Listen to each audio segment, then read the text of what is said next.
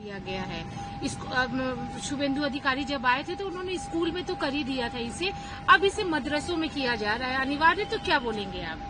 देखिए, कोई मुसलमान जो पढ़ा लिखा कर रहा है, जो मुसलमान को कोई शिक्षा प्रतिष्ठान है, वहाँ कोई वंदे मातरम नहीं होना चाहिए। वो मुसलमान को जो कुरान है, उनका जो कुरान हदीस को जो लिखा हुआ है, वहाँ का कोई वंदे मातरम बंधन करने का कोई जगह नहीं है। वंदे मातरम में भारत का नागरिक होने का तरफ सारे जगह में बोल सकते, लेकिन कोई शिक्षा प्रतिष्ठान में ये नहीं होना चाहिए। वो कोई जनरल जो शिक्षा है, स्कूल है, कॉलेज है, सब कुछ में होना चाहिए, लेकिन कोई मुसलमान को खास जो शिक्षा प्रतिष्ठान है वह तो यह नहीं होना चाहिए। आपके हिसाब से में नहीं होना चाहिए या स्कूल में ही नहीं होना चाहिए वंदे मातरम? स्कूल को होने का कोई दिक्कत नहीं है। जनरल स्कूल जो होगा, शिक्षा प्रतिष्ठान जो होगा, वो कोई ऑर्डर होगा तो भारत का वंदे मातरम स्लोगन देने का कोई तकलीफ नहीं होना चाहिए, कोई प्रॉब्लम नहीं होना चाहिए। लेकिन मदरसा वो मुसलमान का प्रतिष्ठान है, वो तो कोई भारत बंधन का करने का, वंदे मातरम बोलने का कोई जगह नहीं है। वो तो कुरान शिक्षा के लिए मदरसा है, तो कुरान सीखेगी तो वो कोई वहाँ तो कोई सरकार का कोई कंट्रीब्यूशन है ही नहीं। जितने सारे मदरसा है वो मुसलमान को पैसा से चल रहा है। मुसलमान को गरीब, यतीम, जो पिता नहीं है, माता नहीं है, इनको जो बच्चा है वो मदरसा में पढ़ते हैं। इनको सरकार के तरफ कोई देने का नहीं दिया तो उनको क्या ये सब निर्णय ले रहा है? आपके हिसाब से क्या मदरसों में कुरान पढ़ाया जाना चाहिए? मदरसा शिक्षा प्रतिष्ठान जो है वो शिक्षा हो गई, लेकिन जो खारिजी मदरसा है, 10,000 से ज्यादा मदरसा स्टेट में है, वो तो कुरान ही पढ़ते हैं, नमाज होते हैं, कुरान पढ़ते हैं, बाकी तो कोई गलत काम हुआ तो नहीं होता चाहिए।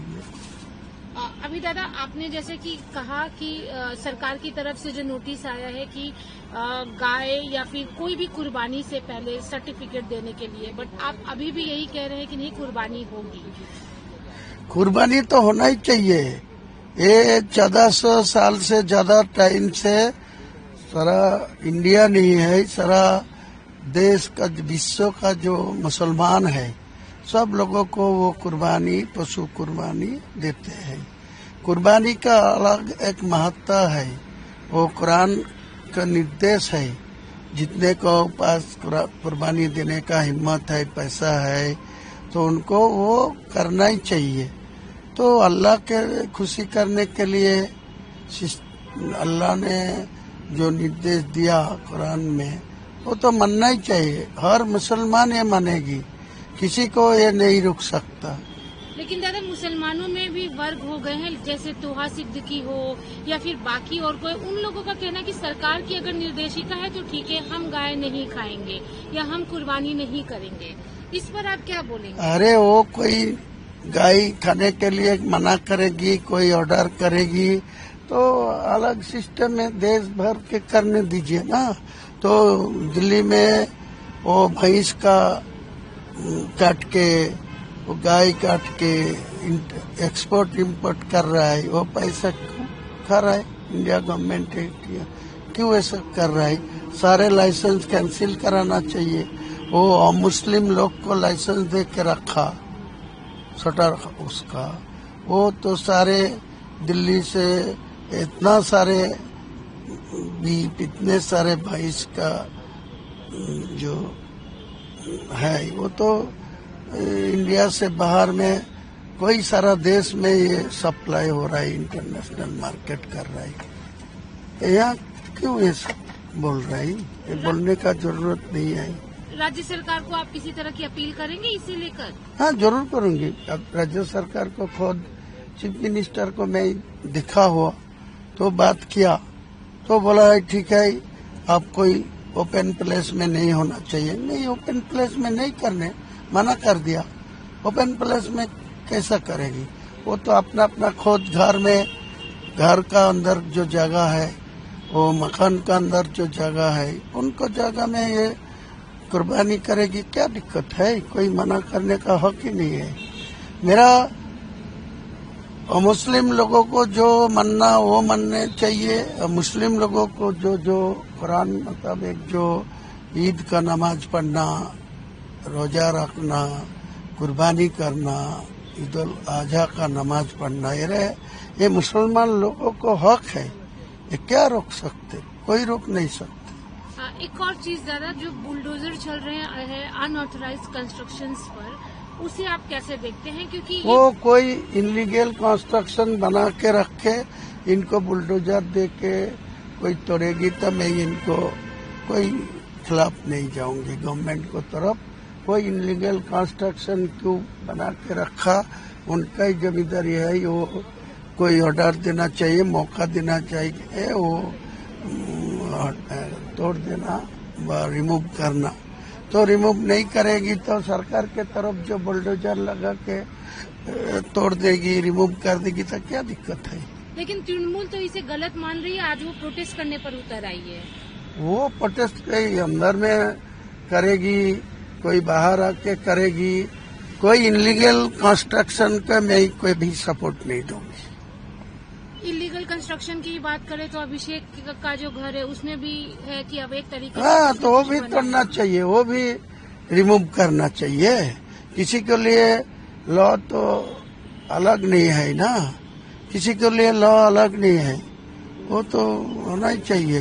वो अभिषेक हो और दूसरा कोई हो, कोई इलीगल कंस्ट्रक्शन लैंड को परमिशन नहीं लेके, कोई डिपार्टमेंट को परमिशन नहीं लेके कोई करेगी तो इलीगल मकान तो तोड़ना ही पड़ेगा ना, कंस्ट्रक्शन करना तोड़ना। आप फिरहाद हकीम को भी अच्छे से जानते हैं, वो मेयर है, MIC बिल्डिंग भी है। उनका तो कहना है कि जो भी नोटिस गई है अभिषेक के से रिलेटेड प्रॉपर्टी पर, उनकी जानकारी ही नहीं है। उनको जानकारी है ही नहीं तो वहाँ है कि वो तो तुरंत इस्तीफा देना चाहिए, उनसे रिजाइन करके घर घुसना चाहिए। वो मेयर होके बैठे हैं, उनका ऑफिस से ये नोटिस जा रहा है, उनका जानकारी नहीं है। ये क्या बोलना चाहते? पागल आदमी हो गया।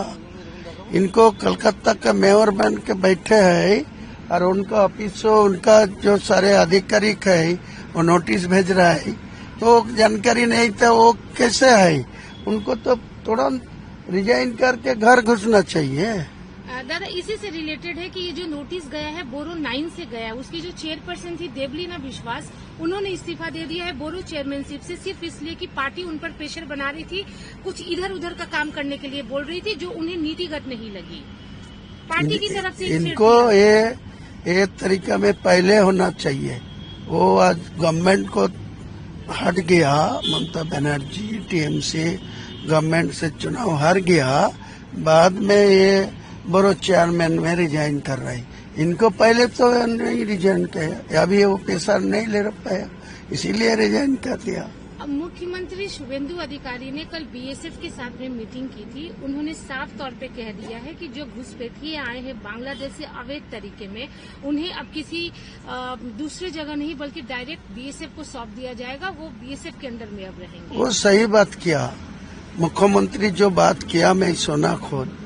जो बेआईनी घुसपैठी कोई बाहर से कोई अलग देश से आएगा तो उनको खिलाफ कार्रवाई होना चाहिए। लोकल जो थाना है वो पकड़ के BSF को हाथ के सौंप देगी, तो BSF को उनको उसी देश में कांटेक्ट करके वो वापस देगी। यही तो बोला है, वो तो होना ही चाहिए।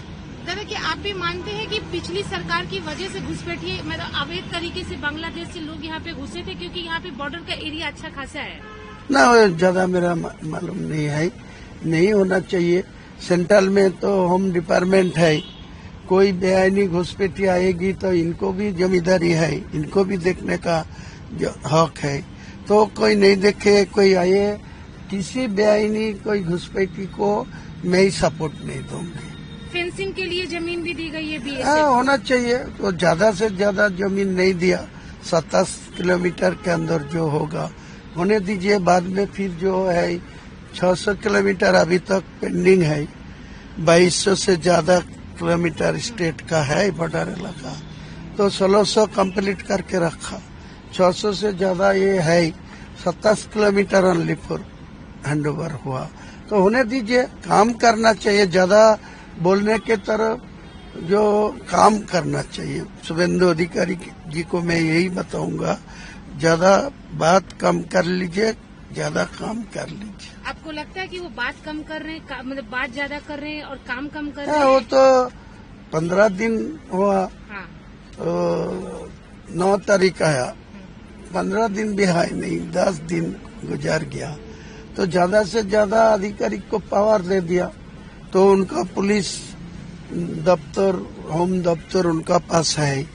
वो सारे होम दफ्तर का पुलिस वाला और टीएमसी का ममता बनर्जी को पास था। उसी टाइम पब्लिक को ऊपर जो जुलुम किया, उल्टा सीधा किया, वो भी पुलिस मंत्री बनने के बाद एक ही चल रहा है। यह क्या हो रहा है? वो तो देखना चाहिए उनको। पुलिस वाला कोई आम पब्लिक को ऊपर कोई जुलुम नहीं होना चाहिए। कोई इनलीगल कंस्ट्रक्शन बनाएगी तो उनको खिलाफ लैंड डिपार्टमेंट, बेलआरओ है, एडीएम एलआर है, एसटीएल है, इनको कार्रवाई करना चाहिए। तो उनको पुलिस क्यों डायरेक्ट, उनको लॉ एंड ऑर्डर देखने का काम है। तो खुद वो सब देख रहे हैं क्या? वो तो देखना चाहिए।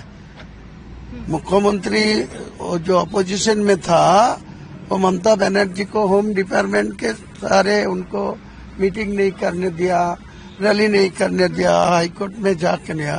तो आज का दिन में फिर वही होगी, अपोजिशन को कोई मीटिंग नहीं करने देगी, कोई प्रोटेस्ट नहीं करने देगी, कोई उनका पुलिस कोई लोगों को धमकाएगी, कोई चमकाएगी, कोई लोगों को पावर दिखाएगी। तब फर्क क्या है? ममता से शुभेंदु अधिकारी का फर्क कैसा आएगा? वो तो आम आदमी सोचेगा ना। जो ममता बनर्जी को पुलिस जो माहौल बना के रखा, तो शुभेंदु अधिकारी वही माहौल बनाने की कोशिश किया। ये नहीं होना चाहिए।